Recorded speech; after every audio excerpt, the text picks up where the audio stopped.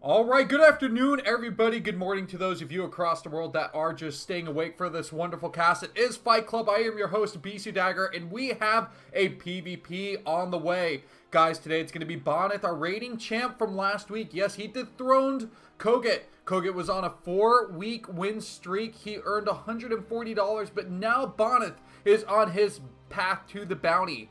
Dewalt, he wants to try and knock him off. Bonyth is claiming himself, well, maybe he didn't claim himself, but Bonyth is rated as the top Protoss player in the world right now among foreign players. His skill level is so good. He may have the highest rank on a fish right now as far as foreigners do go. So Dewalt trying to derail him, he's going to do what he does best, just drill his way into his opponent. And yes, Dewalt was going to provide me with a picture, but since he did not get around to it, we have gone with the mighty Dewalt drill.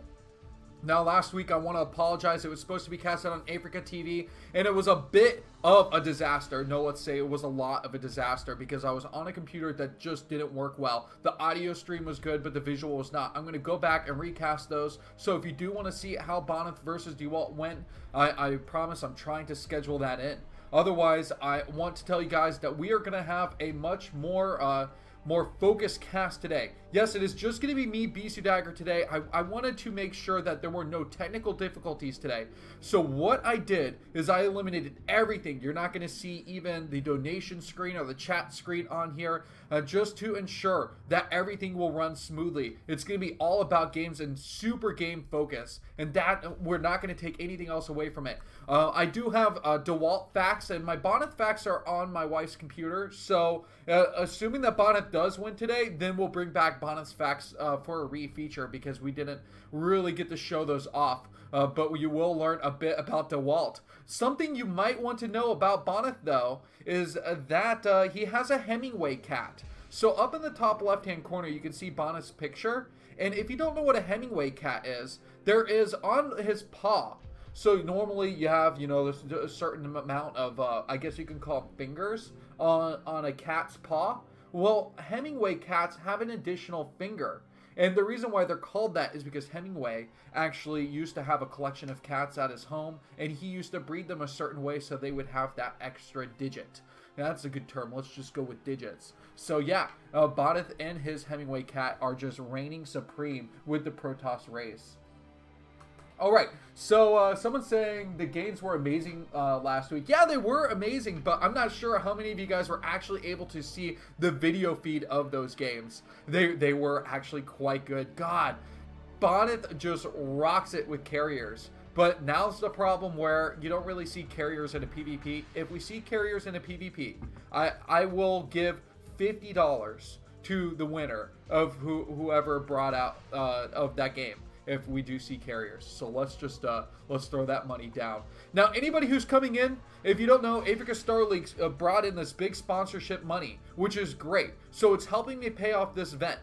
But any new amount of money that does come in will go to the players for a new tournament, which I'm planning for the end of the year. It will be, instead of this week-to-week format, we are going to have maybe like a 3 or 4 week event where it's going to be a bracketed tournament. Only if we can pull the funds together. Maybe Africa TV can also sponsor that too. But your donations are going to contribute to that. So let's go ahead and just prepare for this first game. Just going to Fight Club. We're already at week 6. Oh my god, if you don't know, we have 5 additional weeks now, so we're going to go to 15 weeks. And we're almost to the halfway point. Unfortunately, we have gone 1/3 of the way through. Let's see, I've got Dewalt versus Bonyth right here, PvP. I hope you guys are excited, as I am, because the PvP that we saw just over this past weekend did not disappoint. Who was that?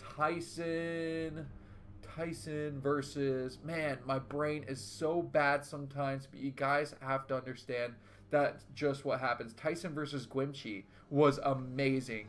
Okay, let's go ahead and click this, go over to scene 13. We've got the Drill versus the Catman, and this is going to be on Crown and Scepter, the most Fighting Spirit-esque map, which is where Bonyth said last week, and his Bonyth facts was that Fighting Spirit was his go-to map. He's very comfortable on it, and so since this is the most similar map, I'm imagining that Bonyth, because he was the winner, he picked this map purely because he has the momentum going forward with it. But let's go ahead and establish the colors in position. So Bonyth will be at this top right-hand corner, which means that we will have our red Protoss player down here. At the bottom right, this will be Dewalt. Of course, try not to get yourself mixed up with this mirror matchup, because we've got a best of 9, 4 foreign maps, 5 Korean maps that we could be plowing through.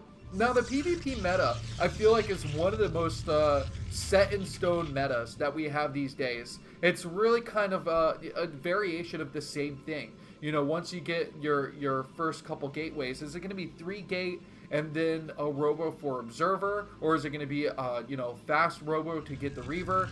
It's really a lot about getting scouting information early on, seeing how quickly the gas has been taken, how many gateways have been put down. We're just going to kind of learn that over time. There's no point in really trying to guess which build order these players are going to go for, especially in the first game, until we get a feel of who's going to try and open up aggressive. That's really the feeling that I think, in a best of 9, you have a lot of opportunities to do these aggressive builds and fail if you want to. And some people say if you're going to rush in a best of 5 or cheese your opponent in the best of 5, you should always do it in game number 2. And for me, I think game number 1 is a great time to cheese out your opponent and do something hyper aggressive, because it can put them on tilt from the get-go. Of course, we've seen players when they lose game number 3 and then end up having reverse kills and best of 5s. That turnaround, the momentum of losing game number 3 after 2 wins in a row can really just shake things up. We see that at greatest lengths when we watched Flash versus Effort, where Effort, he won game number 3, turned it around, and won the following 2 games. And more after that have we seen that kind of same story repeated in StarCraft history. So 2 gates early on, a Zealot to block the ramp and make sure that a probe does not get in. So this is just kind of the mercy of the later probe scout. And this probe is only going to be going up to the top left. Dewalt is going to be so late on information. Meanwhile, Bonyth sees everything. And most importantly, he sees that there is not a second gateway here. There is a cybernetics core confirmed that has been put down. Meanwhile, 2 gateways before this robo gas starts to come up. So the gas and then the robotics facility is actually going to follow up afterward. And that's what's being planned on right here. Because eventually that Dragoon tech does have to follow. But here's Bonyth setting the pace. And this is what he did versus Koga in the PvT. He was very aggressive early on. He established a lot of map dominance. And with these 3 Zealots coming out, we're going to see, as long as he can win this uphill battle and maybe get a Zealot out of position, then he can really face off against this army. But as long as Zealots continue to produce, even off this 1 gateway, there's just that strong defender's advantage. It's such a long distance for these Zealots to make their way across the map and get to this ramp. These 3 are going to face off here with the 2 additional probes. There's going to be that just buffer damage to help fight against these Zealots. Probe does go down, so that was a good little engagement here. And as Zealot is down too. So Bonyth actually taking a good portion of this fight. I'd imagine, okay, so this Dragoon is going to pop out very shortly. You can see that a Zealot was canceled out of this too. The second gateway coming down now. And Dewalt knows that Bonyth had to have gone for a second gateway in order to get this number of units out. And these Zealots should go down very shortly. This was a good rush. It seems that Bonyth being able to take a couple probe kills does some nice harassment in here. It shouldn't be any more probes that get killed off here. This Zealot really should get killed off before it takes another kill. But let's keep a watch. Nothing else coming down. Look at the minimap. Nothing else coming down the line here. So Bonyth has pulled off all pressure, which gives us the time to actually look back at his base and see where he's at. He's got the spinning upgrade for cybernetics core range. Dragoons are popping out, so 2 at a time. He still hasn't dropped down a robotics facility, so he's not trying to rush towards that tech. But we can see a Citadel of Adun in response. So if the Citadel of Adun was dropped down after Bonyth's last Zealot was killed off, then Dewalt is making a really good decision because he's just going for DTs. Now, on the other hand, we can see because a couple Dragoons are getting pumped out, a robotics facility hasn't been dropped down yet, Bonyth is actually fighting at a disadvantage. What's this probe going to do? Just another scouting pylon. And, okay. So he's not actually getting ready to expand or do anything silly. It's just pure Dragoons pumping out. And Dewalt knows that because of this delayed robo, just by that 2-gate pressure, he alone is going to have this huge potential for an upset in game number 1. That Templar Archives can't go any slower. It needs to spin really fast for Dewalt to make sure he can catch Bonyth. So the robotics facility, I believe it finishes in a faster time than the Templar Archives, but really they're just kind of fighting each other neck and neck. And then, can the DTs be produced out of the gateways, make themselves up across the map, and meet the opponent's army before observers are going to be there? That's really just, this is all going to be clutch from Bonyth, but he has that D rank on Fish, which is just such a high rank. Remember, don't forget that he really can prepare against any type of Korean player, which makes him well equipped to fight against Dewalt. Now, Dewalt can't take his natural base. This is tough for him. This is kind of what we saw from one of Tyson's games versus Brittany, where once you get that early amount of Dragoons, you can bring the units over into the natural, camp on the low ground, and just snipe anything that comes down this ramp, because Protoss sucks coming down a ramp. They really do. Absolutely the worst possible race to go down ramps, and these Dragoons will just get picked off one at a time, which is where you can either get your DT out, you can get your DTs out and try and attack these Dragoons while there's no vision here. And Bonyth is so smart. Bonyth is so smart because he knows that this DT is out. He saw the pixelation right away, and now he's marching his way home. Meanwhile, whoa, Dewalt, he's doing double gate outside of the base, so he's got 2 proxy gates. An observer's coming out right now here, and yeah, so observer's done. This DT not a threat as long as the observer gets outside this natural base. But this is all a bunch of extra production that's going to catch Bonyth off of very quickly. And if he can keep this DT alive too, the swipe damage from the DT can be so devastating, especially if you just kind of lose vision of the DT. But it gets taken out very quickly with that observer at the front. Dewalt not taking the best engagement with his Dragoons, and Bonyth is going to pull on the aggressive. He's got the tanking Zealot at the front, and that was a couple Dragoons that I'm sure Dewalt did not want to lose. But you can see with that double production right here, he's got 2 gates producing Dragoons constantly from here, and I believe that that Dewalt from this point is thinking that he's going to go all in and just try and win this game outright. So the observer is working its way down across the map. It hasn't seen the gateways over off to the left, and there isn't the ability to scout for Bonyth. Dewalt needs to take a better engagement at this bridge. Really important that he gets the concave, but instead he's shrinking himself into small space as Bonyth is trying to do the best route he can, but you can't concave when you don't only have 4 units. So really not a lot of DPS is coming out. Remember, Bonyth is thinking that he's fighting at a defender's advantage, but 2 more Dragoons pop out, and suddenly Bonyth's got to be concerned. Oh my god, Dewalt, how do you constantly have so many Dragoons? This is absolutely outrageous. And Dewalt is taking a his units are streaming across actually too slow. And Bonyth, I think, is going to eventually defend. The Reaver is out. He's got mining at his natural base. And Dewalt is in some sort of pickle. Another gateway has been dropped down. Actually, 2 more gateways here starting to do the warp and process. This Reaver's got some Scarabs up in the queue. And these Dragoons, they're going to engage on the Reaver and go, oh my god, they can't do squat. These cannons are actually in a good spot too. Some additional static defense just in case. Bonyth was feeling just in case he was going to end up losing the micro battle here. But Dewalt looks like he'll just end up losing purely because of this Reaver. He's trying to encroach on it. He's trying to. Two Dragoons got some shots off, get the health low, and it's just not going to be enough, though. Bonyth once again does defend. So much economy, again, is getting drained into this. There is this natural nexus that's coming up, but the probe production has gotten really high. So 41 probes for Bonyth. You can see 35 zealots for Dewalt. So his economy is just really, really far behind, minutes behind at this point. And without a single shuttle, these brave Reavers are just going to slug their way out, and try and take out the Dragoons. Yeah, it's a lot of damage. I wonder if Dewalt is going to GG as soon as he loses these Dragoons here, just because he knows that he's fighting at such a disadvantage. I love that he battles on the outside of this bridge, though. It's hard to break this contain despite the combination of units that Bonyth has. And Bonyth, quite frankly, has just been focusing on droning up super hard and just taking his army production in strides. Now that he has the shuttle has speed.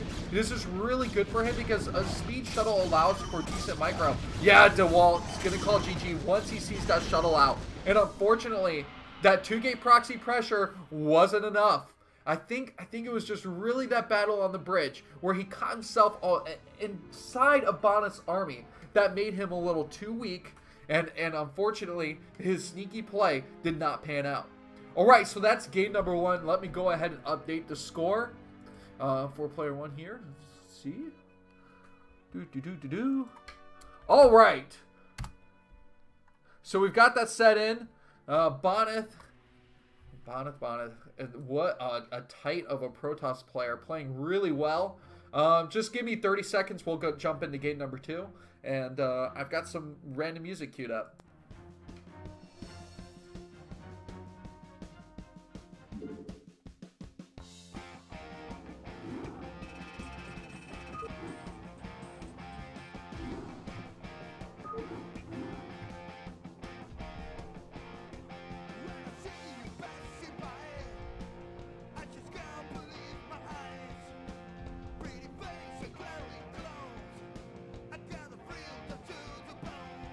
For those of you who are wondering why I'm back on Twitch, we will be on Team Liquid's Twitch for weeks 6 through 9.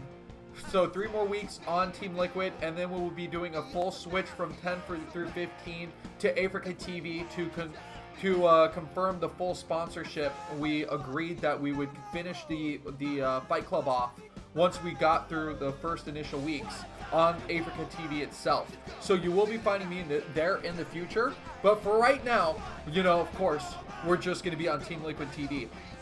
And let me go ahead and pause this music. So Dewalt, known as Belyov Andrei, I don't know if I said that right, from Novosibirsk, Russia. And I looked up Belyov, and it says, moods are a problem, as you can be highly inspired one minute and the next minute quite irritated and annoyed over some ill-timed remark or lack of consideration on the part of someone close to you. So pretty much Dewalt should not play against Julia because he can be irritated very quickly. So one person to avoid. Also, it said something about having issues with fluid problems in your body, but I left that definition out because I thought that was a little bit too weird. But here's the cool thing about this city that Dewalt lives in. It is the 3rd most populous city in Russia after Moscow and St. Petersburg. And I looked up all these Google images of this particular city, and a lot of them showed girls like tanning outside, and which is weird to me because honestly I would imagine that Russia is a typically cold country, and so tanning just doesn't sync up with me. Maybe I feel like tanning boosts would be a much more successful thing out there. Alright, let's get ready for game number 2. I didn't even check the map. Let's do it. Okay. Yes, welcome everybody to Fight Club. Africa is still involved. They are involved. They are official sponsors on this. Just so you guys know, they are badass, and we will see Africa TV hopefully investing in the future of StarCraft, foreign StarCraft. So let's just keep that in mind. Let's set this up to fast too. Okay, Dewalt's at the bottom right, and Bonyth is at the top left. What else did I have to add to this? I felt like I had something else, but we'll add that. Yes, donations, guys. Anybody, if you donate, the donations will go towards the a tournament that I am planning to host in Q4 of the year. So that's the later part of the year. Why not in Q3? Well, I have a child coming in June, and I may just go AWOL for a little while. No one knows how this child is going to completely wreck my ability to cast StarCraft. I don't know. Maybe he'll be quiet while I'm casting, but we'll just have to play it by ear. So look at this. This is awesome. So Overwatch is a 2-player map. Dewalt, I love this because, I mean, god damn it, Fight Club has not been dirty enough. And I mean, we had a little bit of Julia versus Kogut getting into the nitty gritty, but Dewalt, game number 2. Remember I said number 2 is that key game where players decide that they're going to go for a cheese build, an all-in build. And Dewalt is making a gateway in Bonyth's space. Now Bonyth, he put his gateway over towards the left side. If Bonyth survives here, or at least wins out this best of 9, he will not be making this mistake ever again. Okay, so the second, and I want to pause here because we have the ability to. Let's go ahead and take away Dewalt's vision, and this is what we see. This is how close it is. And there's quite a bit of fog of war actually between these buildings. And so let's go ahead and get into continuum mode. And Bonyth, you know, he's usually the one to scout earlier. So it's surprising. I think that Bonyth didn't scout quite as fast purely because it's a 2-player map. But this is also interesting. He took a fast gas, like a super fast gas, which makes me think that this would be a DT build that is tailored to this map specifically, because you know where your opponent is. So both players going for sniper builds. Yes, three probes on the gas right away. We see a second pylon. This is a precautionary pylon. Obviously, he could have built it back at home, but this is good. The probe does finally come out for a scout, but it's going to be too late. 2 zealots on the way. Some more food supply on the way for Dewalt. This couldn't get any better. Bonyth Bonyth, the high-ranking player, the winner of Week 5, is finally going to face his toughest challenge yet as he sees this 2-gate pressure now. The probe comes in, the zealot comes in, and there's not much for him. He didn't even make a zealot out of his gateway. He hasn't made a zealot. Oh, wait. Okay. So he does have a zealot. He does have a single zealot. So thank God. It does come in from the south. It's going to help battle in here. The probe damage is actually pretty good. But there are quite a lot of probes not mining, taking a lot of damage. The zealot goes down here too. And just the trades aren't going to be good. Without a shield battery, Bonyth has no hope of holding on. There are zealots that are queued in. The economy is so good for Dewalt right now as he continues this attack. The worker count shrinking lower and lower and lower. A Dragoon is on its way out, and how can a Dragoon think that it can kill off this Zealot before all the workers are killed off? But Bonyth, he's going to stay in here and try and do the best worker micro he can. And it's the sad thing about probe workers is that they can't repair themselves. I mean, they are absolutely useless to each other. All they do is have that whisker sparkler that comes out of their nose, and that's just an unsatisfying amount of damage. So this Dragoon does get to kill. This Dragoon does get the kill, but it will go down maybe very shortly. The Zealot goes down here. So these Zealots are about to sync up. No. They're not. I mean, they're kind of offset. It's kind of like, I don't know if any of you guys have played those games where your buildings kind of auto-build units, and you can cancel your units to kind of auto-build, sync them up at the same time. That would be more effective if there were two Zealots out, streaming out concurrently. But still, for whatever reason, we are seeing that Bonyth is continuing to stay in this game to take this fight until the bloody end. Another Dragoon pops out to try and lay down the damage. Look at all of these probes. A pylon has been laid out inside of the home base of Dewalt. Meanwhile, let's go back here. This Dragoon micro, and along with the probes, is absolutely spectacular because somehow every Dragoon has been making some pretty phenomenal amount of damage. So this is the last of the workers. The DT tech isn't going to happen. At this point, you might think that the replay is bugged because of how long this is lasting. I'm going to take a cheers to my beer, and we're just going to enjoy this one slowly. This is the typical Protoss versus Protoss death animation that we're used to, right? The final probe, and GG. GG. Wow, that was too quick. Set my stream to online on the calendar. Is the Team Liquid stream not set to online? I don't know who does this. I'm not sure if it's Team Liquid itself, but this was online. I promise you. Let me go ahead and set this to save changes. Thank you for the update. I mean, I literally checked this non-stop during my intro video. But Team Liquid has this really weird thing where it can somehow boot your stream off if you add it too early to the event, which I added mine about 10 seconds too early to the event. Okay, so yeah, that was some pretty good play by Dewalt. Really, really smart move. That shows a clear understanding of the map. Now remember, this was actually played in one of the Team Liquid leagues several years ago, back when Sale was casting those leagues. So I think Dewalt actually got a lot of his practice back then. This is one of those 4 maps that has been around for a decent amount of time. All right, let's learn another Dewalt fact. Let's see here. Let's see. Dewalt, what do we know about you?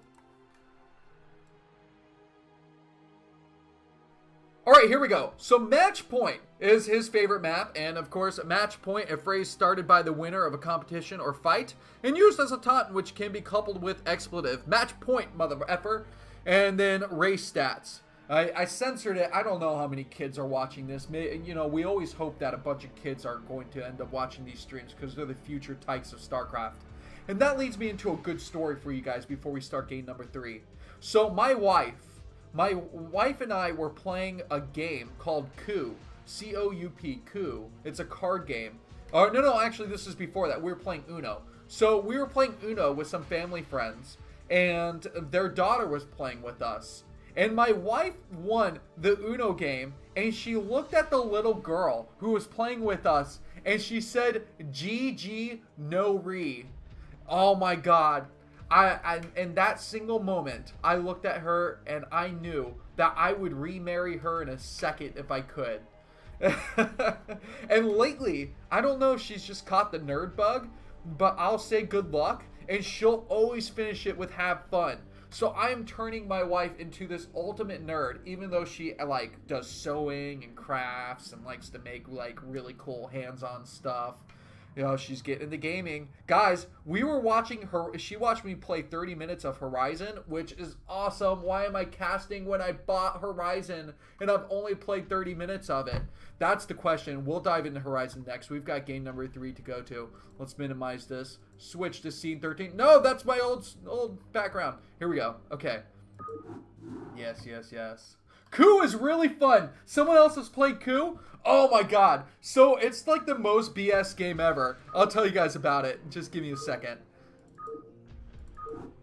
So you have like all these different roles, and they're supposed to be really quick games, and there's money that you can take from the middle, but you can like deny people from taking money. If you're a certain character, you could take more money than anybody else. But the interesting thing is when like you're trying to assassinate people and or kill their characters off, and you only get 2 cards, and so both your characters can get killed off really quickly. And so it's really fun because you can lie about what characters you have, and people may not know it. And then they'll have to challenge you. And if they challenge you and lose, they lose a character. But if they are correct, then you lose a character. Well, I made the mistake of challenging an assassin, and you actually end up losing both characters at the same time. Don't make that mistake. Died so quickly. I was really good at lying, though, so I won quite a few games. So, you know, Dewalt came out with a pretty crazy BS build on a 2-player map, so let's get right into this and establish positions. Dewalt going to be at this right position. Demian, 3-player map. If you're not aware, let's go ahead and throw you. It's been played quite a bit in the Africa Star Leagues in the previous couple years. Kongdu Stars League, I believe, also had this map. If not, it was Vant Stars League, one of the two. And so Bonyth is going to be spawning down here at the left side. He will be that brown Protoss player now that you've seen enough of the map. Enough of the map to figure it out. A gateway coming down for both players. So it's looking like it's going to be a mirror. And I love this. They're both scouting at the same time. So while we saw a decently long game in game number 1, I think that we will see our longest game so far in game number 3 here on Demian. We can see that the gas is coming up, but this is a normal follow-up. This isn't like a faster than usual gas like I was saying I predicted on Overwatch. In this sense, I think that this is a good follow-up to a quick to upgrade, range upgrade for Dragoon. And if not, then it's going to be quick to Robo from Bonyth. That's kind of my double prediction here. Meanwhile, we're seeing 2 gateway from Dewalt. So these players are deviating. There's no gas up here. This pressure is going to be strong, and it's kind of a reverse of what we saw in game number 1, where Dewalt is choosing to be the aggressor by going for the extra gateway faster versus Bonyth, who's going to be working towards tech faster. Look at this probe getting in here. So now Mariner Pylons are seen more in the PvP matchup than any other matchup. I think that Protoss players find that it's a lot easier with kind of how the sprites are built out on probes, that you can get a lot of Mariner Pylons in here if you time it out well. And those are always good investments if you can get a Mariner Pylon off. So we can see that the Zealot actually blocked off this probe from getting inside, so it went off. Like it went up here, it came away, and then it sat down and basically went, harumph, harumph, I can't get in. And this probe really wants to get in, but it's now going to see 3 Zealots, and immediately the Bonyth is going to have to prepare super hard for this. I wonder if we're going to see a shield battery. Are we going to see a shield battery in response for all of the Zealots that are streaming down? The walk distance isn't that far here either. The walk distance is pretty close. Look at this, the probe. Just getting all the scouting information, seeing that it's only a Zealot and Dragoon. 3 Zealots going to be making their way across, and no more production here. That's it. That's all the investment. So Bonyth is not going to be overreacting. He's going to be dealing with this maybe with just the right amount of units if he can micro well. And eventually I think maybe a probe or 2 will have to be pulled because it's hard to really micro perfectly against 3 Zealots. They don't care that they're getting smacked in the face with this plasma ball. They're just going to bum rush towards your units anyway. So Dewalt, he's going to have to deal with 2 Dragoons that are out here. The damage is going to be output much quicker. So what he's trying to do really here, if he can't get the Dragoon down, is just get some health damage down on this single Dragoon, which it did. It got down there, lost some shields, but no probe kills really from that Zealot inside of the mineral line. So 20 probes to 21 probes, and there's really no slight advantage there. Just the gateway advantage that comes from Dewalt, but he has range upgrade on the way. This range upgrade is going to finish up very shortly, and it's going to lead into what I was saying is this robotics facility. Now does Bonyth take the gamble, thinking that, okay, well, I don't think DTs are going to come, that he could go straight to the Reaver Tech. I think that would be a really good choice. Of course, we are all seeing, we know exactly what the opponent is going for, but I think that Bonyth should skip Observers and go straight to Reavers. So let's see that support bay. 4 Dragoons on the high ground, and sometimes you want to just try and get on that low ground so you don't get that low ground contained that Bonyth put on Dewalt and denied that natural base for so long. Kind of one of those interesting things you have to pay attention to. You don't want to get caught on top of that ramp. But the unit advantage is in Dewalt's favor, and he does have that at-home advantage of those 2 gateways that are already finished up. Okay, do we see here an observatory first? Bonyth has decided to play it safe. And he's playing it safe, and he's going to be low on gateways.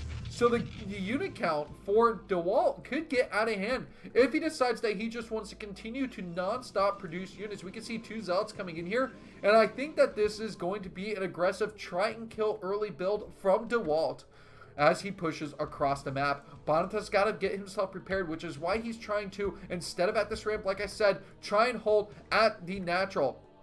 At this choke point, if he's slightly inside the choke point, because it gives him a little bit more distance and will pinch the units as they do try to engage. So the units pinched in here a little bit. Dewalt is really actually getting some really good shots off on Bonyth, and Bonyth is fighting at a disadvantage. He's got an Observer out, but the Observer provides nothing. Remember, 2 Zealots are streaming across the map here too. So as long as Dewalt can find a hole and get his units up the ramp, then Bonyth is going to be in trouble. Bonyth pulls the probes here, trying to get what kills he can. And now he's got to get them back on the mineral line because he's going to be at a huge economic disadvantage if he doesn't get back to mining. These 2 Zealots are probably what Bonyth is really just loathing right now because they can just throw down that DPS so quickly on top of the probes, and that's not what he needs. So this massive worker damage is coming down. Neither player expanding, but the worker count again, 24 workers, 23, and trickling down. Let's see.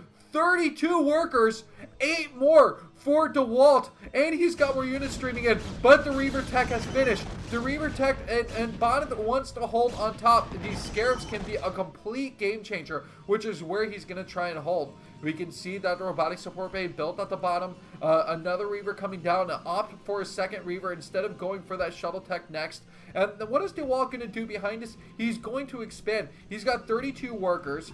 He's going to want to mine very shortly off that next base because he's already over mining at this main base location. The Reaver Tech is going to be in his favor and coming along too. As you can see, the shuttle first and the Reaver next.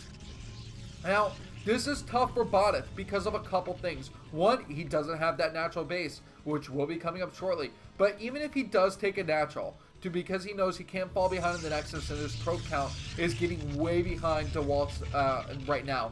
It's the Dragoons. The Dragoons can't cover this back area effectively if they're trying to guard this area too. So if you can see on the minimap, between both mineral lines, there's quite a wide range that has to be covered with quite a big lack of units there. And so the Dragoons for Dewalt, I would like to see them come up and pressure at the front. They can apply some really good pressure and maybe absorb a few of these Reaver shots at the cost of distracting Bonyth. And then coming in here and dropping down some Reaver Scarabs. Demian actually is a really, really good Reaver map too. It's just one of those maps that if you come in from the right angle, you can get Scarabs around these mineral patches pretty easily. And often, they tend to land more often than glitch out and miss. So important to remember here. 37 probes we're seeing. The Nexus is coming up a 10 worker or 10 probe count difference. And here comes the loading. Here comes the loading. Nope, no, of course not. Look at this pressure. Look at this pressure from Bonyth. What a bold move as he's trying to get a few extra kills. He's got 2 Reavers throwing down these Scarab shots. This pylon trying to absorb what damage he can. If he loses this Reaver in the back, then maybe he will be fighting at a little bit of a disadvantage. But the Dragoon count is really high for Dewalt, and he's been able to hold on so far. This shuttle being in a pretty good spot too. Look at that, how he pulled up this Dragoon to get away from that Scarab damage to at least help him defend at home. Bonyth did exactly what he needed to do. He applied so much pressure, he just cut down a good amount of Dewalt's core army. And then, so while Dewalt has a nice economic advantage, he doesn't have the units to move out and pressure the economic recuperation that's coming from Bonyth. Okay, so we did see a probe that snuck away up north. And it really hasn't done anything yet, but it does have that potential to sneak an expansion over there. I would rather see a couple more gateways drop down. You know, when you have 2 bases like this, you can get up to 6 gateways total. And really could continue some pretty solid production. Oh my god, the micro coming out here. I know that there's this battle going down. And more of these Dragoons are getting picked off.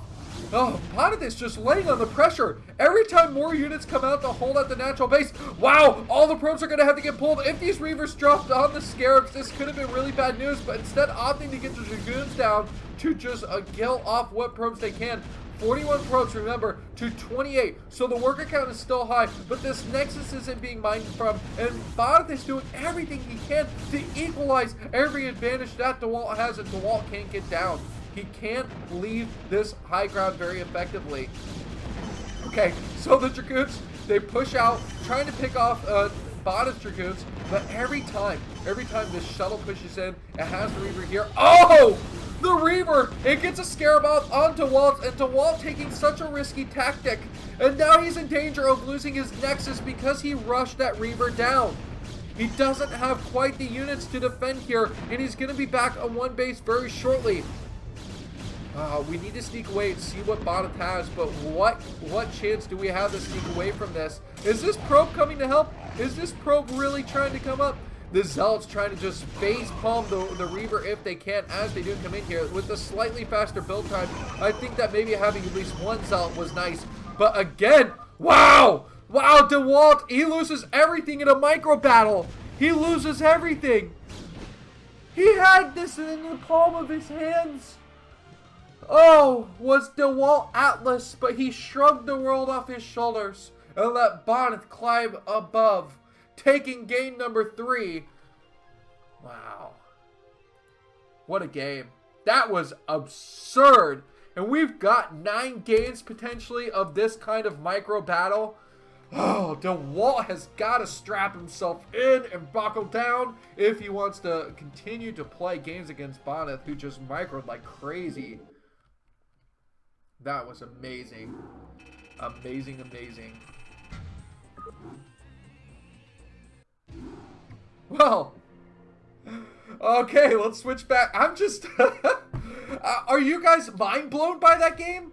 I mean, that was absurd. Okay, so Dewalt, okay, and let's talk about Dewalt's favorite movies here. Can you guys name his 3 favorite movies? I'm going to take a water break or a beer break, whatever, while we do this.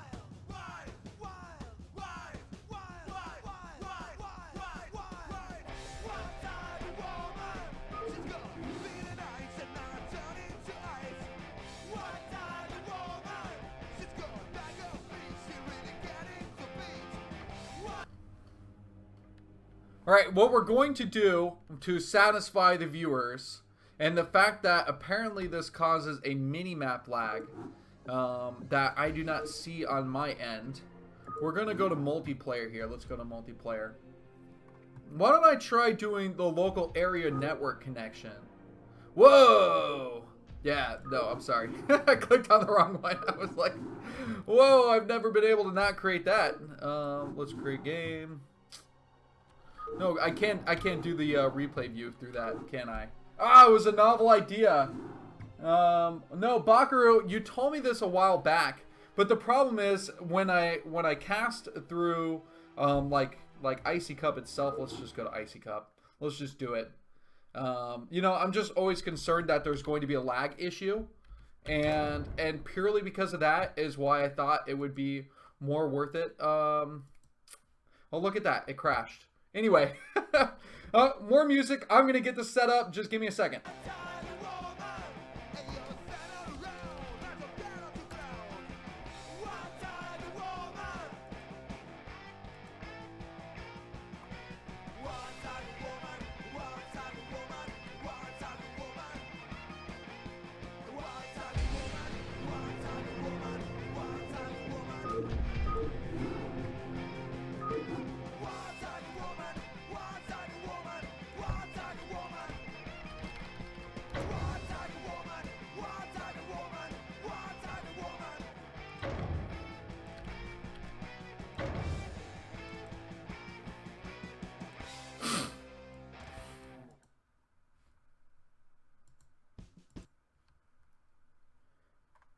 All right, well, that's the end of my song, so we're going to go into this next cast. That sounds perfect.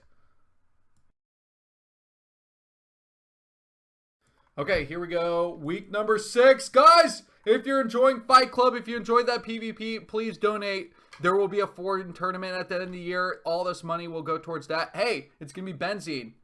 All right, let's get this started. It's going to be just me on my lonesome self. We're going to be online. Let's see, as long as there is no lag, if it's just me, maybe we could set the high latency anyway, because we're ballers like that. We just set the high latency. All right, thank you for staying with me, bearing through that, and I'm sorry for the delay. We want to make everybody happy, and we are just kicking butt now. We're on benzene, and remember, Dewalt said that his favorite map was Match Point. Benzene, so similar to Match Point.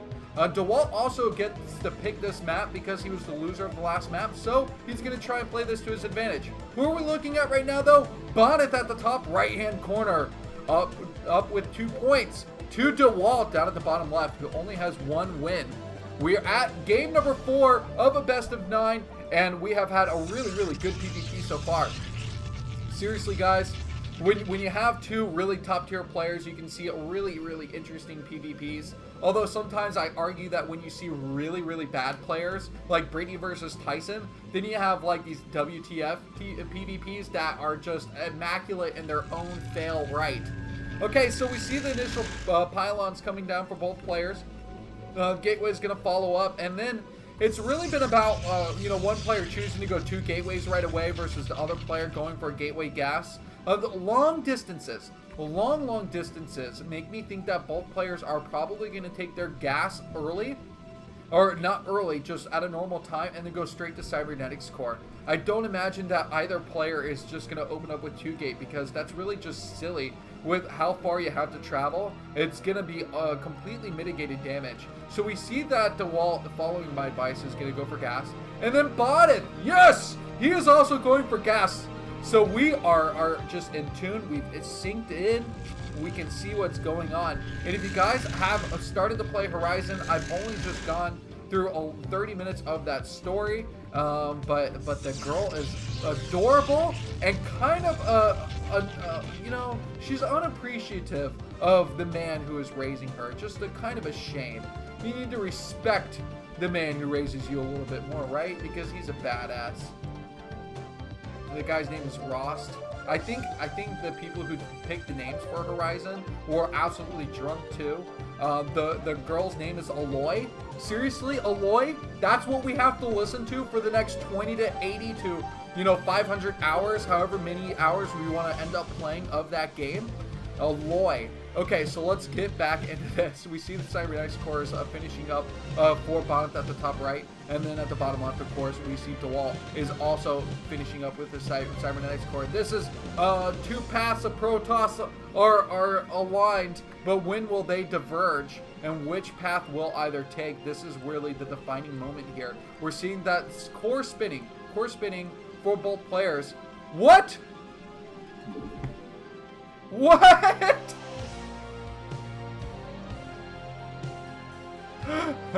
Who's drunk? Who is drunk here? Okay, let's continue. If you don't know what's going on, ask the people in the chat. They'll tell you. There's a difference. There's a difference here. Do you see what this is? And oh, he canceled it. He canceled it. So now he's behind. He canceled it. And because he went for that. No. You know what he did? Oh, no, this is so smart. He didn't make a mistake. I want to take this back. The probe scout was there. He pretended to research cybernetics core to sound normal, and then he dropped down. He dropped down the citadel of a dune because he's gonna go for DTs instead. He tricked the scout, and now he is going for DTs. Okay, I want to be perfectly clear. I imagine that Dewalt did not go for a weird mistake. He's not going for a weird carrier build. He is going for DTs, and this is all part of the game plan. So the second gateway finally getting dropped down, going to be really important. Both these players really should be looking to drop down both their gateways. Yes. So now we see that second gateway timing coming through. Interesting that we're seeing this probe coming up here at this location, but I guess it's just going to kind of camp out there for right now. A Dragoon and a Zealot trying to establish a map presence the same way we see that two Dragoons down here for Bonyth. So now we put everything together. Yeah, we put everything together. Remember, I put a $50 bounty on a carrier game. I will give $50 to the winner of PvP that includes a carrier game and this best of 9. Of course, these players don't know that. They've already played this best of 9, and if they're listening to their cast, they're probably thinking, I should have done something so badass like make carriers in a game as to make more money off of BisuDagger. I welcome you all to week 6 of Team Liquid Fight Club. If you're enjoying this, please come back again for week 7, 8, 9. We have 15 weeks, and this is going to be phenomenal. The robotics facility has been dropped down, so this is just a normal robo follow-up. And the pylon being dropped here, so behind this, I think that Dewalt, because he's going for this DT build, and the DT's double DT is going to be coming out very shortly, is that he's going to be expanding behind this to just try and make up for the fact that he goes DTs, and if the Dark Templars don't get any damage done, at least his economy will work out for him. So this is a sneaky probe. This probe sees what's going on. I actually need to see. We need to take away Dewalt's vision. So he doesn't see the pylon here. He doesn't know that this is an expansion. He just sees Dragoons. So there is not that information for Bonyth. Very important to remember. Meanwhile, just a couple Dragoons kind of paving their way up here at the top. Remember what these Dragoons are looking out for.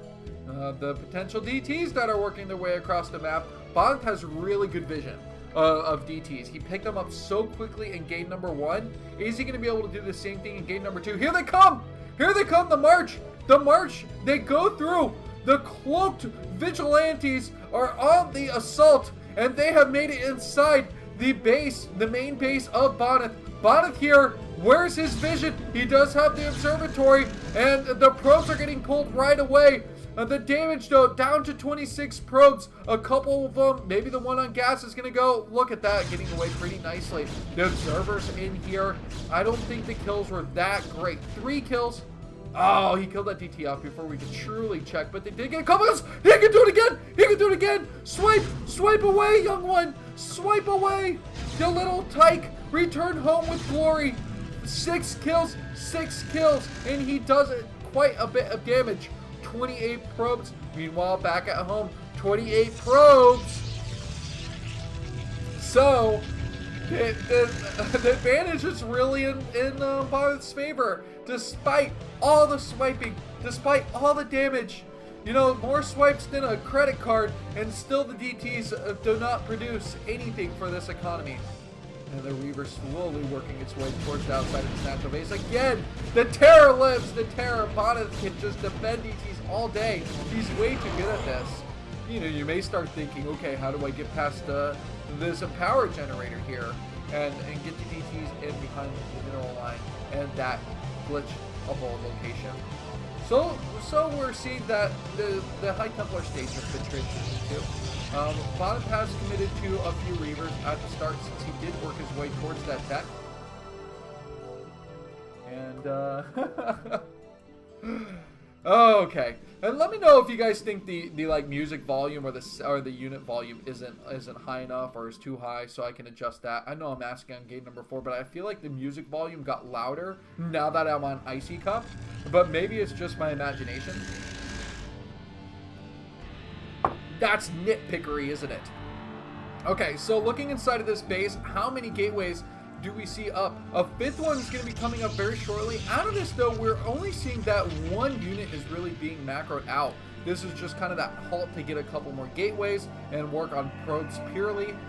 And these High Templar are getting up there in energy. So this Bonyth push, it can be pretty scary. This shuttle doesn't look like it quite has that speed, and the Reaver is going to be sitting behind inside of it, just all cozy. Now remember, that double Reaver play in game number 4 or game number 3 was ridiculous. It's what got Bonyth back in the game. Now Bonyth fighting with a lead here is going against this tank defense. The storm is so immediate too. Dewalt is playing this out perfectly. But the shuttle actually scrams its way away, and it didn't take too much health damage, so it's still just kind of surviving there. Plus the Reaver gets a High Templar kill. This couldn't be any worse for Dewalt, as he is not winning the micro battle. But that one storm, it gets the double kill on the shuttle and the Reaver, so really doing a lot of damage, which will allow him to survive this a lot longer. I wonder if Bonyth's thinking that he's gonna have to pull back and just not apply any more pressure. Is he working on any more Reavers? Yes, so he is going to be getting another shuttle out to ferry that Reaver across the map. And the Temple Archives is the logical follow-up, so he is going to that. Music is a little loud. Okay, let's go ahead and tone that down. I think that it went up just a tad when I went to Icy Cup. But we could deal with that. So look at this. This is good. This is really nice. So I've seen a lot of Protoss players do this in all of the matchups, where they take a couple of Dragoons, they try and get them in this nook here, and then they go in for the perfect concave while getting high ground shots and doing a lot of low ground damage at the same time. But Dewalt, he's pushing up very, very aggressively. You can see just this platoon of units, along with a High Templar that is coming from the back. Now, if this High Templar can get a lot of damage off on these Dragoons, they can get softened up very quickly. Meanwhile, Bonyth is going to try and sneak this Reaver damage in. How much protection is there going to be? There's not a lot of ground-to-air units that will be available to defend against this by looking what's queued up inside of the gateway. So while this shuttle does come in here, all the units are going to be out on the map. You can see as Dewalt is pushing his units across towards the natural base, there's this Reaver here. It's throwing off some damage on the cannon, but not getting a lot of probe kills. Eventually, yes, the speed is done now, so the shuttle can get out here very quickly. If the Reaver can get High Templar kills, that could be very, very fruitful too. Let's keep an eye on the shuttle as it does push in. Oh, where's the Scarab gonna go? It goes towards the left side. It gets several kills, bringing the kill count or the pro count down to 41. But you can see that Reaver took a lot of damage. A good High Templar storm. Oh, he gets another Templar. This has just been a great Reaver as it drops another Scarab, and this High Templar doesn't do anything either. Kind of just to sit at home. Meanwhile, this army is taking a big engagement here. It's been able to clear things up. Oh my god, it's in the melting pot. It's in the melting pot, the honey pot of probes, and it just looks like every bit of probe could have gone down. Still keeping the count to 43 somehow. But look at the 7 Dragoons. Let's look. 7 Dragoons and 4 bot and 2. Oh my god! 36 now. 32. He just took down a dozen probes in just 2 shots, and Bonyth is getting too fruitful with these kills. Meanwhile, he's been able to match army supply. He's just kind of burning these scarabs on killing off the cannons, weakening up the front, and allowing himself to get a later engagement. You know, I feel like if Bonyth was going to, or Dewalt was going to pull all these units back and not engage at the natural base, he needed to pull all the units all the way back and deal with this effectively. Not enough dragoons were popping out of the next side, or out of the gateways, and that just really led to a mess of a situation. So 34 probes, a decent sized army, but 41 for Bonyth. And now you gotta start thinking, all these probes have been killed. For a good amount of time, Dewalt was really sitting at 43 or higher amount of probes, which means that Bonyth hasn't been sitting on a low eco type build off 2 bases in order to make sure he's focusing on army. And really, you only see the count needing to be towards 50 plus if there's going to be a 3rd nexus that's being built. And we can see now this is the time to see that count go from 41 to 43 and higher and escalate, because there's going to be all these mineral patches that Bonyth can mine from. Alright, now let's take a gander in here, and the Reaver is going to be floating inside the shuttle one more time. Can Bonyth try and get away with more terrorizing as he has been able to do so far? There's this nice scouting observer. You can see that it's kind of sitting at that low health, but it's going to be giving that long range vision. Now the double cancellation here, everything being canceled. Dewalt knows that there's no way that he can take the space with a lower army, and the army can't really push out here to defend effectively. You actually have a huge advantage by being the aggressor outside of this natural range, and a ton of units are going to be flooding in. I think that Bonyth has done it. I think that Bonyth will take this game, especially Speed Zealots zoning in here on these Dragoons just a short while before we will see GG. And this could be a 3-1 advantage for Bonyth very shortly here. GG! Dewalt caps it out! And that's it. Let's go ahead and update that score. Bonyth had that handily after the Reaver damage. He focused in perfectly on what he needed to do to win that game.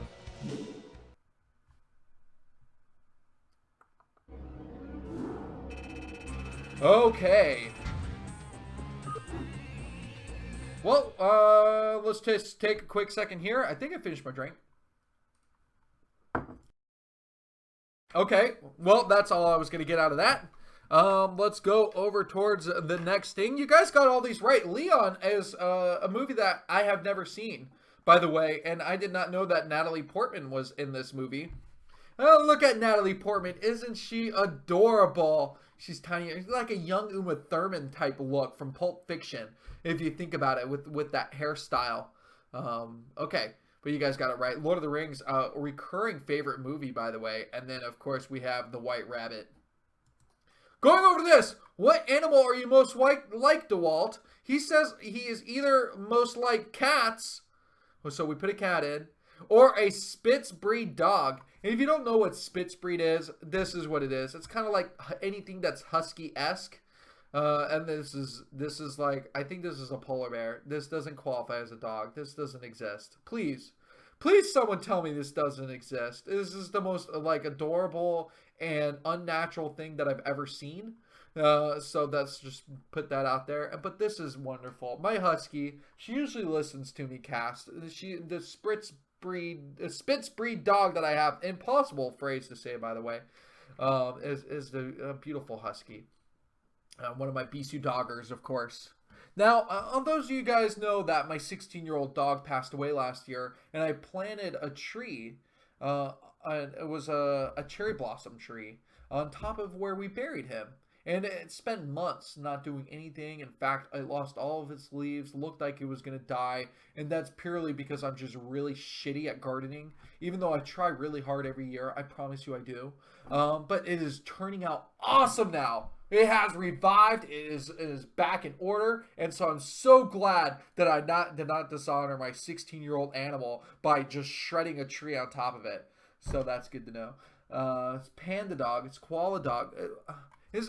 Is it koala? I mean, I think it's more panda-esque than koala-esque, if we're going to be critical here. And then my wife came in here as I was putting this together, and she said I had to put this one on here. And I said, you know what? If you can find that dog right now, a puppy version of this type of dog, I will get it for you.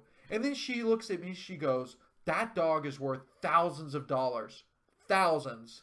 Oh, okay. So let's focus on other things like paying off student loans. All right. All that ramble was a good commercial break, right? It doesn't get better than that. All right, let's put in some random password. Let's go to browse.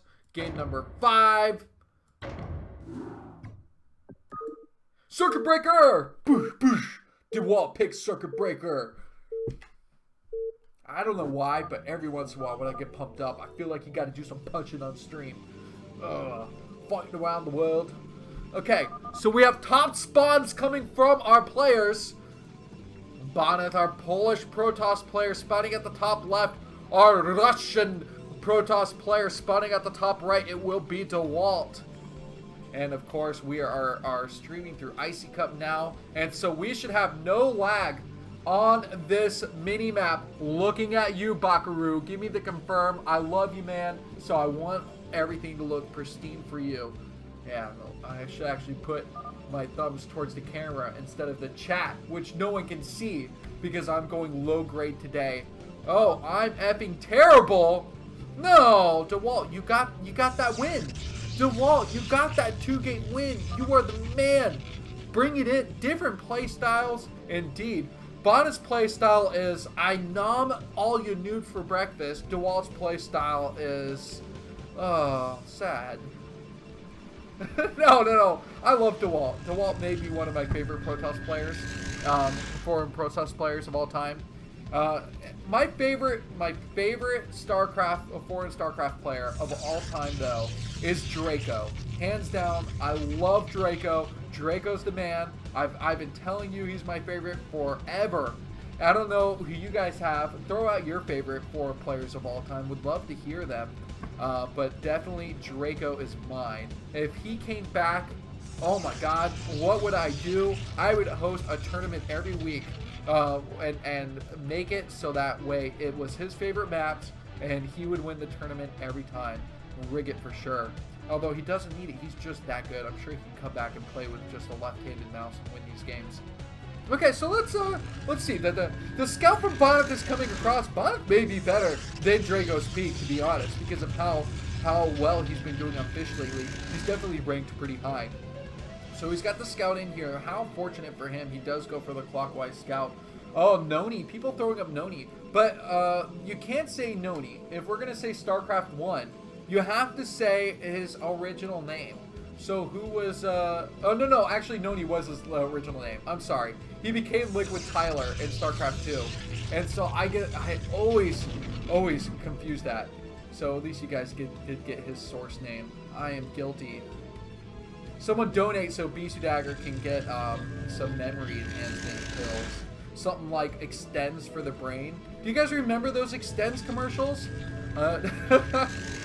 Anybody who used to watch Adult Swim like 10 years ago, it was like you would watch Metalocalypse and Aqua Teen Hunger Force, and in between watching those TV shows were Extends commercials to make every young adult just feel terrible about themselves. Okay, so we need to look at this 2-gate pressure coming out here as 3 Zealots have been queued into the mix. We're seeing a Cybernetics Core and Gas follow up, but this is heavy aggression. I love this that Bonyth, knowing that he got the quick scout out, drops down that additional gateway so that way he can throw them 2-gate pressure. Meanwhile, we are going to see that Dewalt is going to have to try and hold this as best he can, microing off this 1 single Dragoon and 1 single Zealot. Oh, the crushing blow here. He could get surrounded. He could, but he doesn't. He doesn't get surrounded, keeps the composure, slips that Dragoon out. So these are oil-based Dragoons, and they slip right through the grasp of these side blades. Meanwhile, a single Zealot is going to have nightmares if he survives this, as these 3 Zealots kind of onslaught. Okay, so where's the second Dragoon? The second Dragoon has made it up the ramp. It has joined in, and these Zealots all about, this Zealot was all about distracting the initial two. And so really only getting a single probe kill. 17 probes so far only. 17 probes. Meanwhile, Bonyth has 21. So he's actually been taking a better macro lead. And Dewalt has been slipping on his worker production. On top of that, he's been losing a couple workers. 15 now. He lost several workers from that. And the initial damage is real. I'll follow up with the second gateway. The core is about to finish. And Dewalt really has to start thinking about how he can get ahead in this game. And I think one of the ways will be going for that faster Reaver tech. He's tried to do 2 DT games. Tried to do 2. But because Bonyth defends well against DTs, he goes Observer first. I think the best route is to try and get that Reaver in there and do the drops, get the lucky scare damage instead, see if he can out multitask Bonyth in that manner. We can see though that a third gateway is getting dropped down, and this could lead into a 4-gate all-in build. I wouldn't be surprised if we saw that. 4-gate all-in is really strong, don't forget that. And it's actually used to be a very common build. Let's think back, what, 2007, 2006? Of course.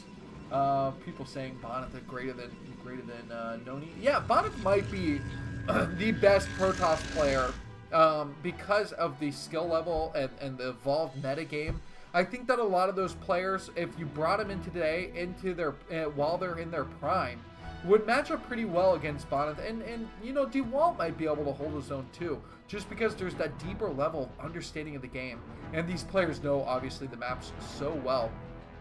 Okay, so 6 Dragoons are pushing out. There's a Nexus that is coming up at the natural behind this robotics facility to follow up with that Observer. And where is the 4th gateway? So it's 3 gate. And if Dewalt can somehow survive this, if he does survive this, he's got to micro very well. That one Dragoon micro too far away. And he knew ultimately that Dragoon was going to die. So what you need to do is just bring it right out of range from the target fire and then hit stop on it. So that way it will immediately start attacking again on top of the Dragoons. Very important that you work with your stop micro when you're going Dragoon versus Dragoon. And you can see here, just purely because he has the re-macro from 3 gateways now, that he was able to get that slight advantage. But this is going to be a 3-gate expand. I expect totally to see a Nexus follow-up behind this. So the Nexus is going to be a slower follow-up. And so now Bonyth is actually going to be ahead in tech and ahead on bases. And Bonyth skips for the first time in 4 games. We're seeing that he is skipping Observer tech to go straight to Reaver tech first. Knowing that DTs are not going to be a threat, he's gotten a complete forecast of what Dewalt has.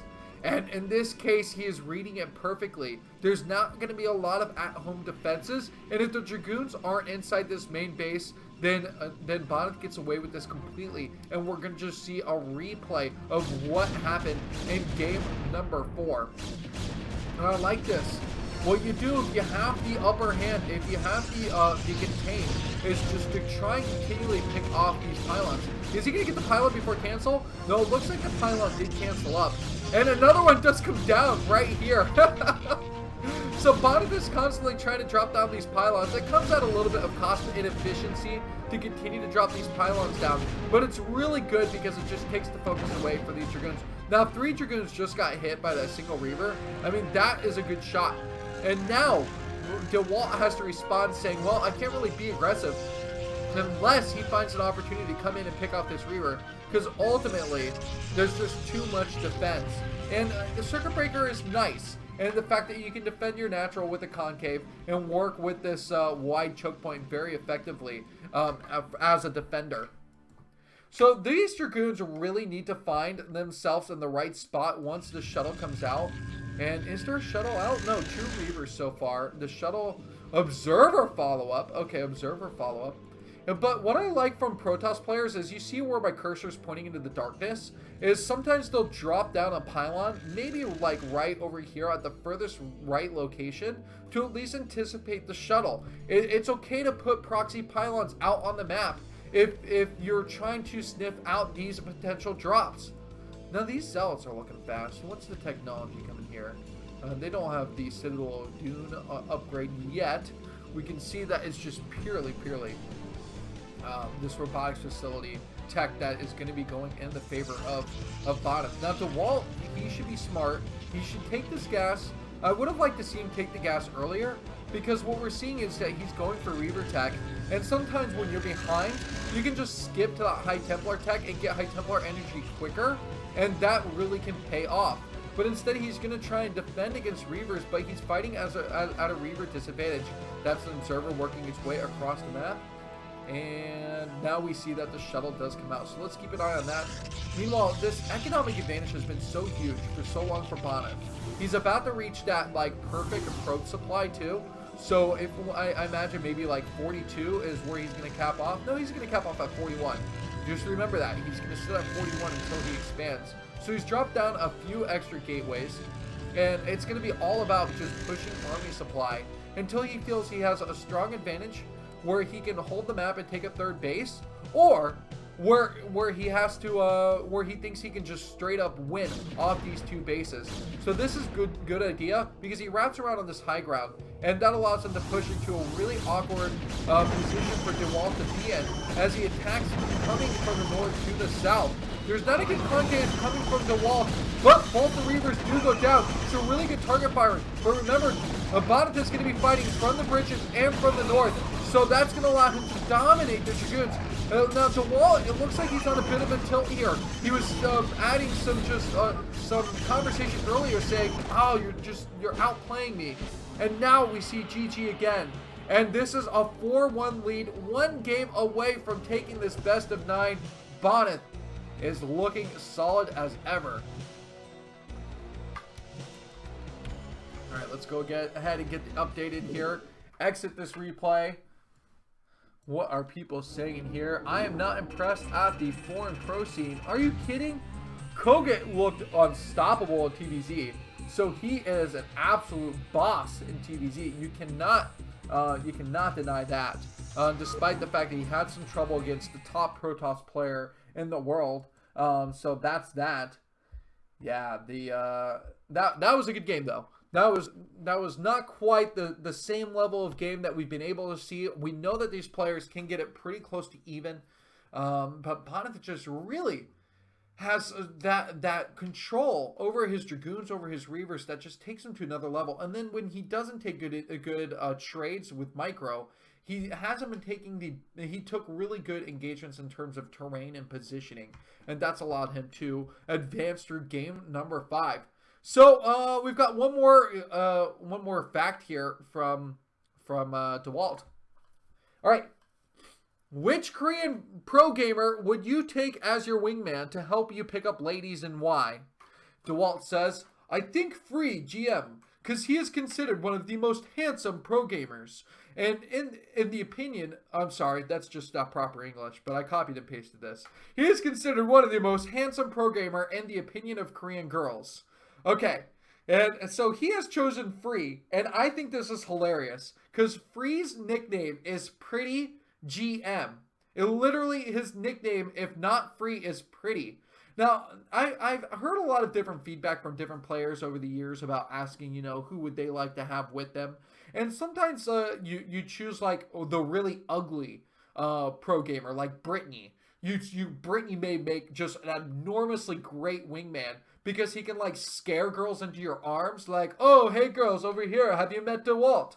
And then now you've got Dewalt set up perfectly. But if you got Free, he goes in there and he goes, well, I decided I was going to come out as wingman for you, Dewalt, but I'm going to be a jerk and just, sleep with all 7 of these beautiful ladies. And so Free is totally capable of doing that. On top of that, he's a Protoss player, so he has the book of BS.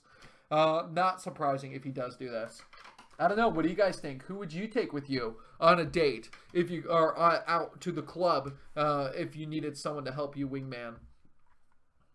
Not Shine. Don't take Shine, because Shine will get to the club and immediately have to go to the bathroom. He will literally every 10 minutes say, I'm sorry, I have to go to the toilet. I am the toilet Zerg. So no, not Shine. Jaedong, I think Jaedong, because his multitasking is really good, might be great. Because he might be able to, like, aggro a bunch of ladies at a time. He might be able to hit on multiple ladies for you. In which, you know, multiple flocks of ladies can be migrated in your direction. That's perfect. Let's say Dewalt. You know, Flash may just, like, be a great wingman because he's God. And he's like, well, I can force will upon human beings. So I can make this happen. And then you've got that moral dilemma of, well, she didn't want this, but you willed her to.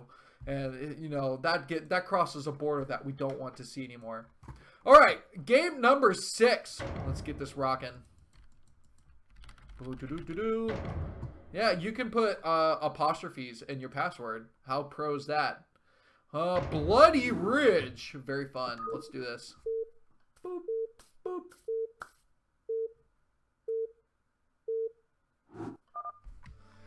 All right, down at the bottom left. These colors couldn't be more similar, by the way. Down at the bottom left, it is going to be Bonyth. Bonyth fighting! And at the top right, we're going to have Dewalt. Dewalt fighting! Tried to make that a little bit more Korean, give you that live atmosphere, because I'm sure that you guys, that's what you've been missing. And it's funny, because if you guys haven't watched Beastmaster, I've talked about it on my stream a bit during the Africa Star League team battles. But, and Ultimate Beastmaster showing on Netflix, they have a Korean, they have 2 Korean casters. And when the Korean guy is getting ready to start each stage, they'll literally do the same thing. They'll you know, I don't know any Korean names off the top of my head that I can make up. So they'll just say his name and then they'll say fighting, and it's just absolutely hilarious. I love it. I love Korean commentators. They're always bringing up all these songs and dances. What do they plan these ahead of time, or is it just like a culture thing that they always know how to sound and dance together, so in sync? You know, this is a 2-player map. Remember the last time we saw a 2-player map? It turned out to be a rush map where there were in-base 2 gates. So I'm wondering if we're going to see something different here from Dewalt. And of course we are, because he didn't send out that early probe. There is a gateway that's being built inside of the home base, and both these players are going for mirror build so far. Everything remaining safe. An earlier scout coming up from Bonyth who wants to close this out and win his second week of Fight Club. That will take his earnings up to $60 as he tries to work his way closer towards that bounty. The bounties have become more realistic now with the fact that we have 15 weeks of Fight Club. So still, even if you come into Fight Club a little bit later, you will get a good amount of games to be able to combat in. But will anybody be able to defeat Bonyth? That's the question. True Touch, Eon Zerg, really, we've got to wait eagerly to see if those guys will get raffled this week and be able to join in next week. But don't be a Fairweather fan yet. We've got to cheer for Dewalt because he did play one solid tricky game early on. He has played some pretty decent games so far, and I think that with score 1, we have 4 more games. That's just a short distance away for him. And he really wants to become a winner of Week 6, as everybody would love to be a winner in Fight Club. Okay, so let's look inside this base. This Zealot looks like, when it's going north, it looks like it actually runs a little bit faster. I don't know if you guys play the micro maps, where there's different micro maps too. Micro macro maps, where you're basically fighting against an opponent. And I think it's generally against an AI, although you can play against another player. But it's generally an AI UMS type map. And on an island is your probe. And you have to constantly micro your probe against from a Zealot. And then they get harder maps where you actually have to micro your probe against Zerglings and then speed Zerglings. And that gets really tough, because if you lose your probe at any point, then you end up losing the game no matter how well you were doing on the rest of the UMS. So really important. And a great way to grow that scouting probe skill. And multitasking is ridiculous once you get at the higher levels. I have beat it before. I used to actually be good enough to constantly do that in a game. But my multitasking, it just really isn't there anymore.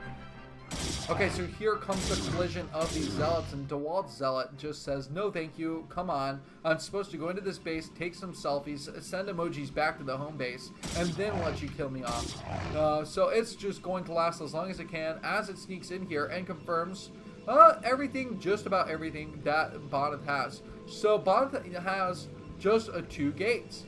He has a core. And Dewalt can't take anything else from this because he doesn't know when the Reaver timing is going to be.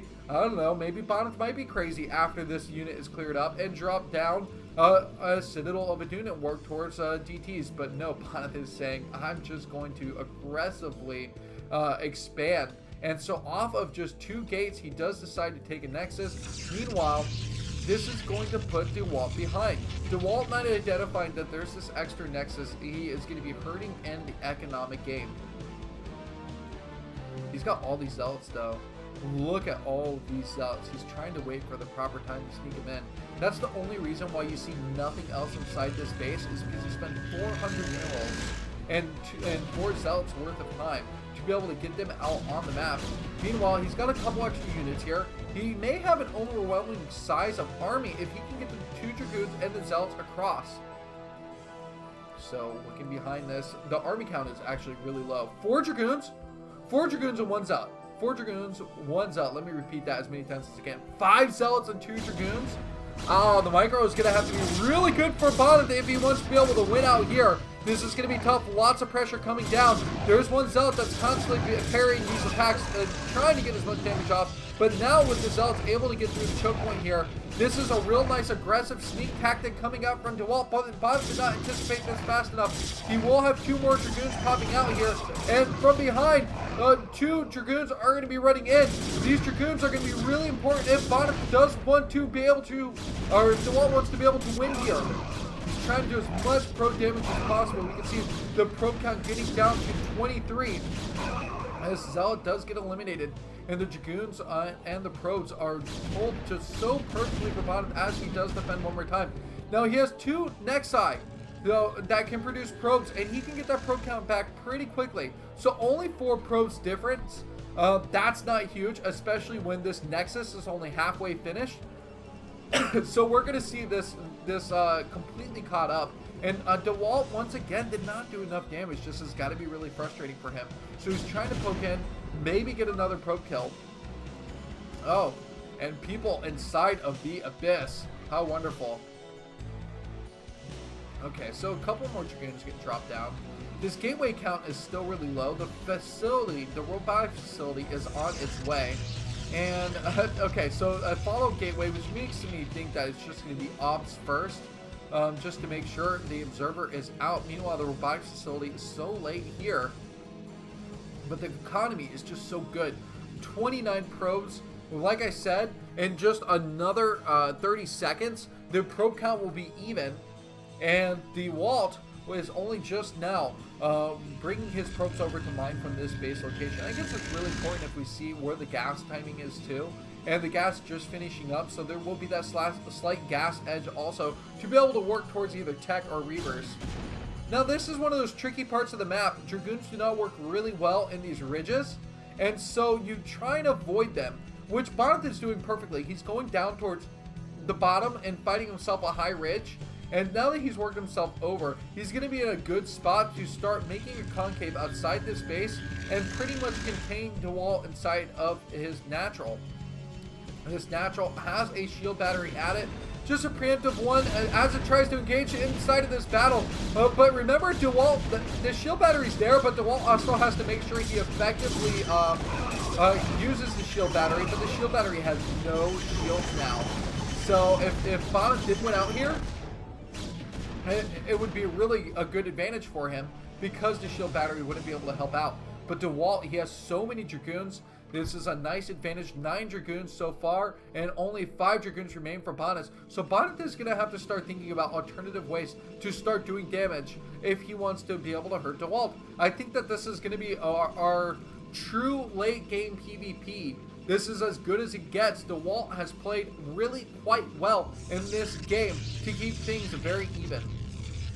So the slowest Reaver. Reavers are slow, but building Reavers is also extremely slow.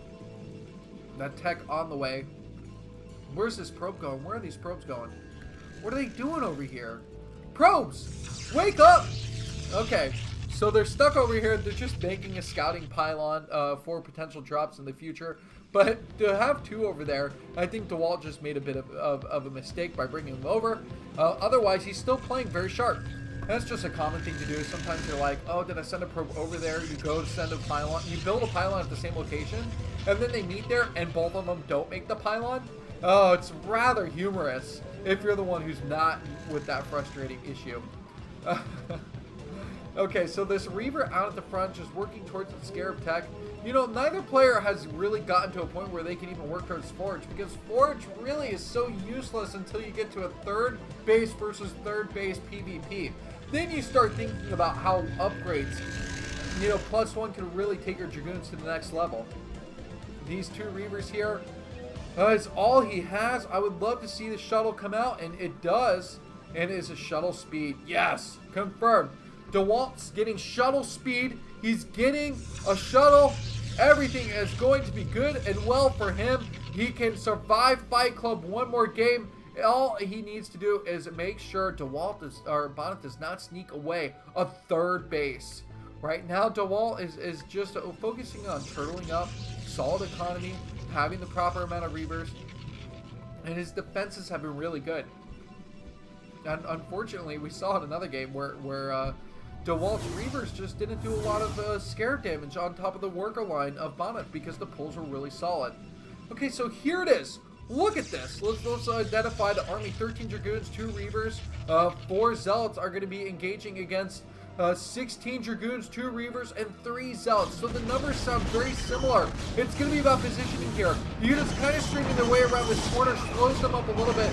The Reavers actually take a bit of damage. Double Reavers killed! Double Reavers! And this may be it! Losing those Reavers was absolutely huge. You can see both Reavers are still alive for Bonyth. And Bonyth has just gotten the luck of the draw every time. Dewalt left his Reavers down for just a second too long. It crucifies you in this matchup if you just are too delayed. I'm picking up your Reavers into the shuttle. Okay, now we can see. Let's see the shuttle speed has finished up. Of course, shuttle speed has finished up for Dewalt, but he only has 1 Reaver now instead of potentially 3 Reavers that he could have had on the defensive end. No, there's a huge target for that shuttle. Bonyth is just target firing like a madman. All these Dragoons are trying to take in on top of these Reavers, but will the trades be good? A lot of Dragoons are going to go down. The Reavers just don't care. They fight to the death. And what looked like a scan was actually just a nice shield battery move. And the shield battery has given this Reaver 80 out of 80 shields. But it was down to 11 health, so really close to death. What's going on over here? We got a probe just kind of gone rogue.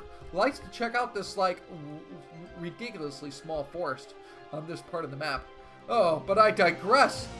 8 Dragoons making their way back across versus 6 Dragoons and 2 Reavers. Bonyth, you can't do it this time. There's no way. There's no way. Double Reavers coming in here. Oh my god, the target fire. He's got one more shot. He's got one more shot. And he does. He does. Even with the shield battery, he manages to take down both those Reavers. And Bonyth just like stabs himself in there. This is preposterous. Somehow he's managing to just read Dewalt by like a book. Where's Julia? Because I think Julia needs to come in here. Our map hack expert needs to tell us whether Bonyth is able to see Dewalt's map. The vision is unreal. Okay, so this is a sad shuttle because it can't lift up anything. Now, remember what I said about this third base? Dewalt has to pay attention. Dewalt has to make sure he knows when this third base comes down. And he's got to apply some offensive pressure at some point. This has been the constant battle for Dewalt. This is Hamburger Hill for him. He's constantly fighting uphill. And it's just really rough. He needs to be able to clear out of his base, fight in good engagements. Imagine if his army was out on the map right now. Imagine if he could catch these streaming units coming from this thin line. The Dragoons would get picked off so quickly. If he was able to catch him off right now, he can get some really good kills. Dewalt is going to catch Bonyth's army. That's not all together. The other kill is going to be good though. The Dragoons actually taking a high ground advantage on this one single smoke out on the map. Oh, the Reaver's not going to get microed here. Now the shuttle's getting active. Did you see that? A DT sneaking by. We will keep an eye on that DT. Okay. Oh, you dirty dog. So he's attacking a pylon. Oh no, Bonyth. You can get so much damage and now it's coming in here. So this is going to be the killing blow. Usually I miss these sorts of subtle things, but we got lucky. We got lucky here. So the Dragoon, or the cannon picks off that DT. Really, really lucky for Dewalt. Oh my goodness. Mirror matchups. They make it so hard to remember names. Let's take a breath. Let's take a breath. So Dewalt is going to take this expansion. He didn't take too much damage. He's got 57 pros, which is what you need to take a third base. So he has the worker advantage. That DT did a lot less than we expected it to do. How fortuitous. Yeah. Alright, so this army, 15 Dragoons, 1 Reaver, 5 Zealots. It's enough to start taking out, units out on the map and at least start roaming. Get on the offensive side. Don't let Bonyth be able to sit at home. The Bonyth is building Archons because he doesn't feel like he even needs High Templar. Archons can do some decent damage, but really, it's kind of like, and ultimately, there's not a good analogy that I was going to use, but I just feel like being able to hold on to those High Templar and get that energy is always so much nicer. The swipe damage just does a lot more against bio units. So whether it's Terran bio for whatever the hell reason, or just Zerg, that's when you really want to have those High Templar be effective as Archons. Okay, so the Reavers are going to engage at the front. And neither person wants to take Reavers and risk losing them trying to get probed. It can't happen. And they need to be with this main army to try and do lots of AoE damage. I love that Dewalt also has 2 Archons, so he can face off with this at least in a relatively decent manner. But it's these 2 Reavers that got us so much scare damage early on that I think just changed the tide here for Dewalt. Dewalt doesn't have that much at home. Oh man, I think this might be the end of Week 6 Fight Club. GG! Well played! Dewalt taps out. The drill is over. The drill is over. And now we're going to have Bonyth. He's going to compete in Week 7. The Protoss player reigns. Alright. Let's see what people are saying here. Yeah, Dewalt ahead. Yeah, he was ahead at one point. 6th round. Everything got clumped. Yeah, that was rough. Rough ending. I think that was a good game for Dewalt, though. Overall, I think he showed that he at least had the capabilities to play a longer game, which is all what we wanted to be treated with. Okay, let's go to our Doom screen. Doom screen here. Okay, then we've got that set up. Let's see. I need to find our Fight Club week. What do I have? Week 7 signups. Let's see here. Hope I put those out right. All right, I gotta find my Google Sheets. Here, listen to this song that I played earlier.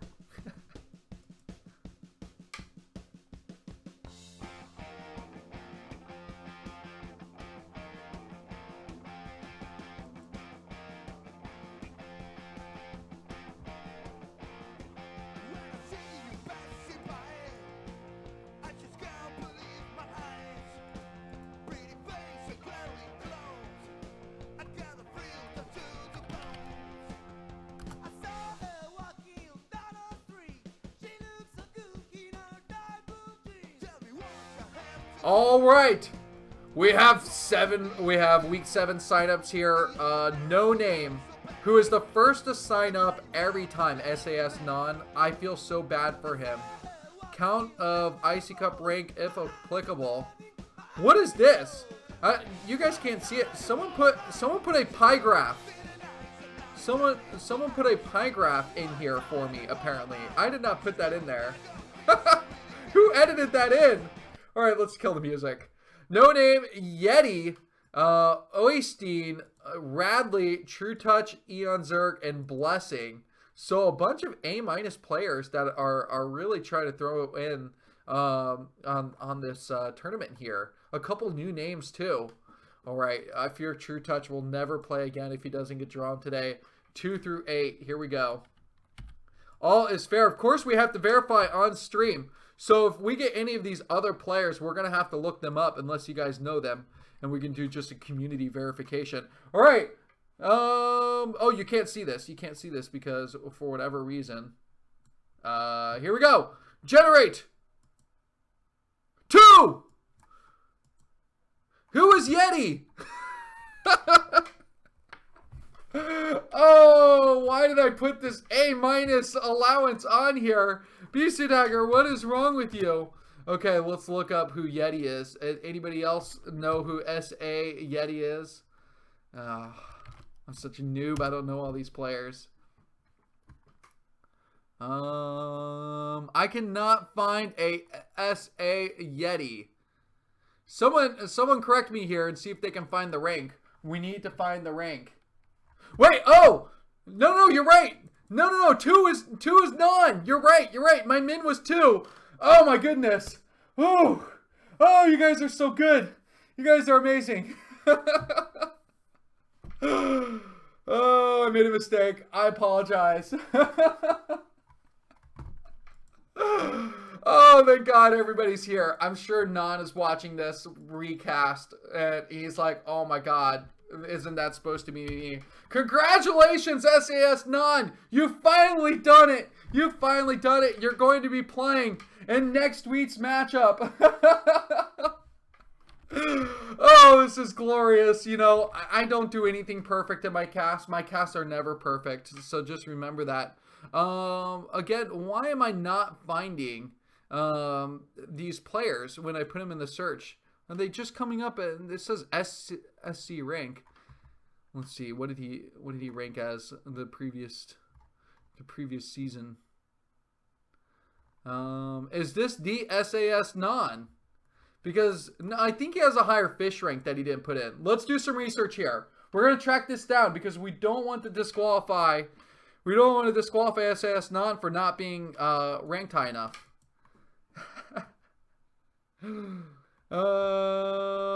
He says he's ranked A here. We'll just roll with it. Congratulations for SAS Non. Good luck to next week. Week 7, guys, tune in. It will be back on Team Liquid TV again. Please catch the VODs if you missed it. Throw in your donations because all donations will go towards the players. I promise you. We're going to make something awesome in the second half of the year. And yes, people are saying is Non is a Terran user, so we'll have a PVT, which means a matchup that we saw a week ago, but it was really awesome, the Koget versus Bonyth PVT. So I'm thinking that we're going to see another good one on the way. Bonyth is a huge carrier user, which will make everything even more awesome. Thank you guys so much for listening to this cast. I am exhausted. I am going to go to sleep as quickly as possible, as I'm sure you all are. I'm going to play some outro music. Everybody have a good rest of your day. Spread the word about Fight Club, and take care.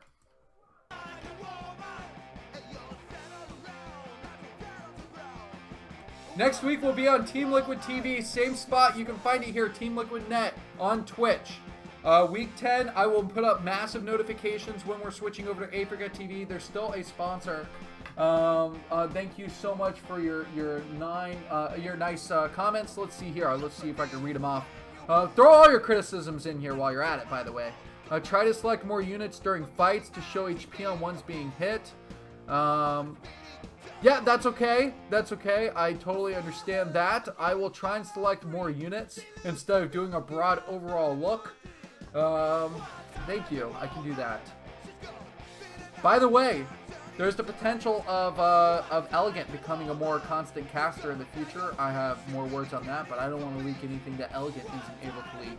But you'll definitely see him more in the future too if you've enjoyed him casting with me. We are becoming quite the pair. Alright, that's it. Enough rambling. Goodbye.